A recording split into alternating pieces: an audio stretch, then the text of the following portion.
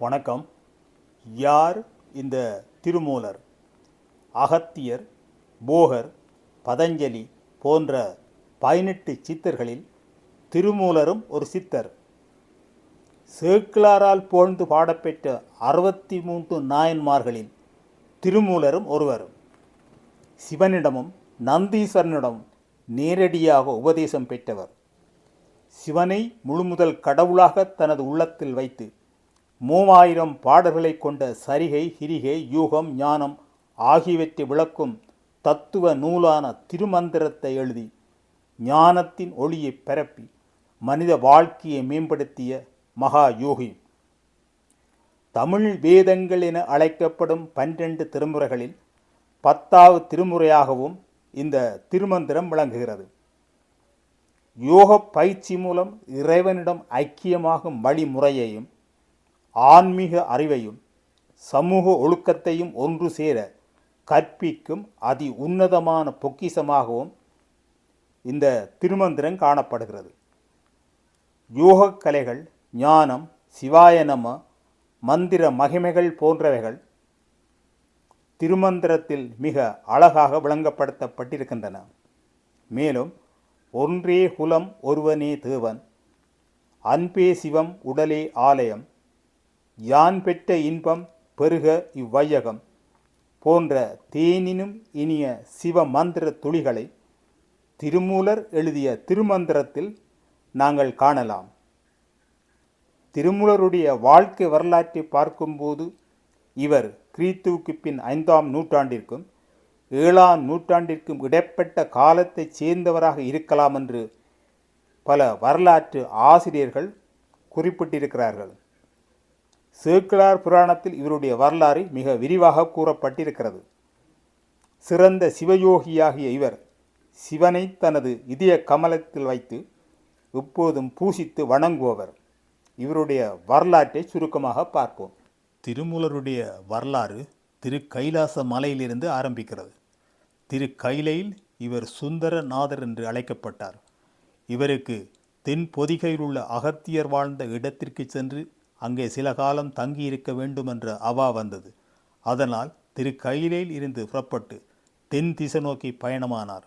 வரும் வழியில் நேபாளத்தில் உள்ள பசுபதிநாத் மற்றும் திருக்கேதாரம், காசி விஸ்வநாதர் போன்ற திருத்தலங்களை கங்கைக்கரை வழியே தரிசித்து கொண்டு தென்னாட்டில் உள்ள காளஹஸ்தி வந்து சேர்ந்தார். பின்னர் அங்கிருந்து புறப்பட்டு திருவாலங்காடு, காஞ்சிபுரம், ஏகாம்பரநாதர் போன்ற திருத்தலங்களை தரிசித்துவிட்டு சிவன் திருத்தாண்டவமாடும் தில்லையம்பதி வந்து சேர்ந்தார். தில்லையில் பதஞ்சலி மற்றும் விக்கிரபாதர் போன்ற முனிவர்களுடன் சேர்ந்து தவம் செய்து சிவனுடைய ஆண்டவ தாண்டவத்தை கண்டுகளித்தார். தில்லையில் இருந்து புறப்பட்டு காவிரி ஆற்றங்கரை வழியே வந்து திருவாவடுதுறை வீட்டிற்கும் இறைவனை வழிபட்டார். திருவாவடுதுறையில் பல திருத்தலங்களை தரிசித்து கொண்டு இயற்கை எழிலுடன் கூடிய காவிரி ஆற்றங்கரை வழியே வந்து கொண்டிருந்த போது காவிரி கரையோரத்தில் பச்சை பசியில் என்ற புல்வெளிகள் மத்தியில் பல பசுக்கள் கூட்டம் கூட்டமாக நிற்பதையும் அங்கே மாடு மேய்க்கும் இடேறு குலத்தைச் சேர்ந்த மூலன் என்பவன் சர்ப்பம் தீண்டி இறந்து கிடப்பதையும் கண்டார். மூலன் இறந்து கிடப்பதைக் கண்டு அதனை தாங்க முடியாமல் பசுக்கள் கண்ணீர் விட்டு கதறுவதையும் அவைகள் நாவால் மூலனை நக்கிக் கொண்டிருப்பதையும் கண்டு கவலையடைந்தார். மூலன் சோழ நாட்டில் சாத்தனூரைச் சேர்ந்தவன். அங்கே வாழ்ந்து அந்தணர்களின் பசுக்களை மீட்கும் தொழிலை அவன் செய்து கொண்டிருந்தான். நல்ல புல்வெளிகள் இருக்கும் இடத்திற்கு மாடுகளை அழைத்துச் சென்று பசி தீர்ப்பதும், நீர் நிலைகளுள்ள இடங்களுக்கு அவைகளை அழைத்துச் சென்று தாகம் தீர்ப்பதும், பின்னர் அவைகளை இளைப்பார அழைத்துச் செல்வதும் என்று பல வேலைகளை செய்து கொண்டிருந்தான். அதனால் பசுக்கள் அவன் மீது அளவு கடந்த அன்பையும் பாசத்தையும் வைத்திருந்தன. மூலன் இறந்ததால் கவலையுடன் இருக்கும் பசுக்கள் மீது இரக்கம் கொண்ட சுந்தரநாதர் பசுக்களின் துயர் தீர்க்க தனது திருமேனியை ஒரு மறைவான இடத்தில் விட்டுவிட்டு அட்டமா சித்திகளில் ஒன்றான கூடுவிட்டு கூடு பாயும் வித்தையை பயன்படுத்தி தனது உயிரை மூலனின் உடலில் புகுத்தி மூலனை உயிர் பெற வைத்தார்.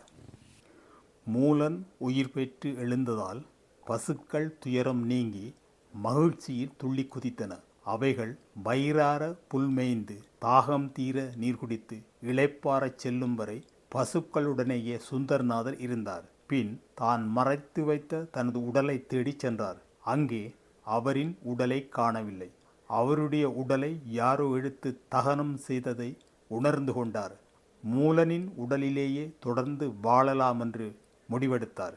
இது இவ்வாறு இருக்க, இடையனான மூலனின் மனைவி மூலனை தேடிக்கொண்டு அங்கு வந்து சேர்ந்தாள். அமைதியாக தியானத்தில் இருக்கும் மூலனின் செயல்பாடுகளைக் கண்டு அதிர்ந்து போனாள். அவனுக்கு பேயோ பிசாசோ பிடித்ததாக எண்ணி அங்கிருந்த பெரியவர்களிடம் சென்று முறையிட்டாள். மூலனின் உடம்பில் இருந்த சுந்தர்நாதர் நடந்தவைகள் எல்லாவற்றையும் எடுத்து கூறியும் அவர்கள் நம்பவில்லை. மறுபடியும் கூடுவிட்டு கூடுபாயும் வித்தியை பயன்படுத்தி மூலனின் உடலில் இருந்து பிரிந்து அவனது இறந்த உடலை எல்லோருக்கும் காண்பித்தார். எல்லோரும் உண்மையை உணர்ந்து அவ்விடத்தை விட்டு அகன்று சென்றார்கள். மூலனின் மனைவியும் கவலையுடன் அவ்விடத்தை விட்டு அகன்று சென்றாள். சுந்தர்நாதர் மூலனின் உடலிலேயே இருந்ததால் அன்று முதல் அவர் திருமூலர் என்று அழைக்கப்பட்டார். தொடர்ந்து திருவாவடுதுறை கோயிலை வலம் வந்து வணங்கி கோவில் தலை விருட்சமான அரசமரத்தின் அடியில் அமர்ந்து சிவனை நினைத்து தியானம் செய்தார். தியானத்திலிருந்து கண் விழித்ததும் தான் உணர்ந்தவைகளை பல பாடல்களாக எழுதத் தொடங்கினார். இவ்வாறாக தொடர்ந்து 3000 பாடல்கள் எழுதினார்.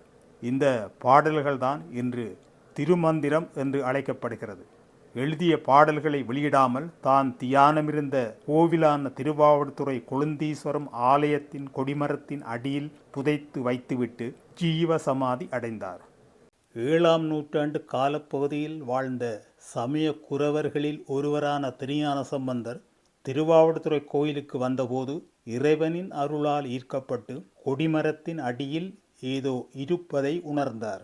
அடியவர்களின் உதவியுடன் அவ்விடத்தை கிளறிய போது திருமூலர் எழுதிய ஓலை சுவடிகள் அங்கே கிடைத்தன. அதாவது சம்பந்தரும் அவருடன் வந்த அடியார்களும் திருமூலர் எழுதிய ஓலை சுவடிகளை அங்கே கண்டெடுத்தனர். பின்னர் அதனுடைய அருமை பெருமைகளை உலகத்தார் எல்லோரும் அறியும் வண்ணம் வெளிக்கொணரப்பட்டது. சிவனின் அருளால் அட்டமா சித்திகளையும் கைவரப்பெற்ற திருமூலர் இவ்வுலகத்தார் உய்யும் வண்ணம் சரிகை, கிரிகை, யோகம், ஞானம் என்னும் 4 வகை நன்னெறிகளும் 4 வகை மலர்களாக விரிந்து விளங்கும் திருமந்திர மாலையை அருளியிருக்கிறார். செறிவு நிறைந்த முதல் பாடலே மிகவும் சுவாரஸ்யமானது. ஒன்றவன் தானே இரண்டவன் இன்னருள் நின்றனன் மூன்றினுள் 4 உணர்ந்தான் 5 வென்றனன் 6 விரிந்தனன் 7 சென்றனன் தான் இருந்தான் உணர்ந்தெட்டே. இதனுடைய பொருள் என்னவென்றால், முழு முதல் கடவுளாகிய சிவன் என்ற பரம்பொருள் ஒன்றே. சிவன் சக்தியுடன் சேர்ந்து 2ஆக இருக்கிறான். படைத்தல், காத்தல், அழித்தல் என 3 நிற்பவன். சரிகை, கிரிகை, யோகம், ஞானம் என 4 அனுபவ நிலைகளையும் கொண்டவன். மெய், வாய், கண், மூக்கு, செவி என 5 வென்றவன். ஆன்மா முத்தி அடைவதற்கான 6 படிகளான வண்ணம், பதம், மந்திரம், கலை, புவனம், தத்துவம் என 6ஆக விரிந்து நிற்பவன். 7 உலகத்திலும் வியாபித்திருப்பவன். தன்னை உணர்ந்த ஞானிகளுக்கு 8ஆம் நிலையாகிய அட்டமா சித்தியாகவும் நிறைந்து விளங்குகிறான். தொடர்ந்து அவர் எழுதிய சில பாடல்களை பார்ப்போம். எல்லாம் வல்ல பரம்பொருள் அன்பே உருவானவர் என்பதை தன் பாடல்கள் மூலம் திருமூலர் விளக்குகிறார். அன்பும் சிவமும் 2 என்பர் அறிவிலார்.